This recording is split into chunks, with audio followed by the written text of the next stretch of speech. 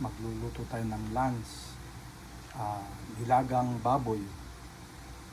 Nilagang baboy o binaboy na nilaga. Hindi, nilagang baboy. Ayan, bumili tayo ng pata. Pakukuluan natin. Tapos yung unang kulo itatapon natin. Tapos, ang sangkap niya ito, Chinese ito. Pechay, Baguio pechay, Chinese pechay.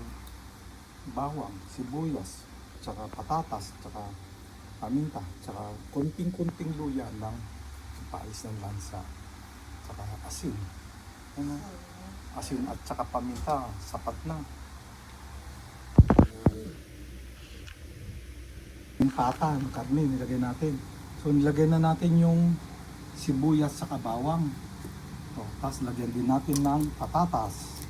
Ayan. So ang nailagay na natin yan, sibuyas, bawang, patatas. Tapos huli na to. Mamaya na natin lalagay yan. Ayan. Simple lang, ano? Dali lang. Ayan. So nilagay na natin yung ano to? Yung cabbage ba yun? Chinese cabbage po, Baguio. Ito pa.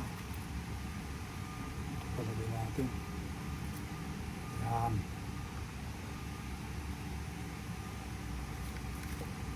So guys, at tinimpla lang natin dito asin, tsaka paminta. Tapos may bawang, sibuyas, meron ding luya, ginger, para nakakalis daw yung lansa yung lansa ng isda o lansa ng karne. So yan, hintayin na lang natin kumulo. Naka slow fire kasi, kaya hindi kumukulo. Masarap. Gas, ang galing kong magluto. Pwede lang mag-asawa. Ito yung Baguio pechay niya.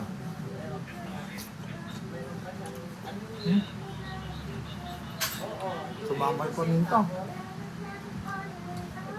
Ito yung paminta. Ito yung pata na hiwalay na.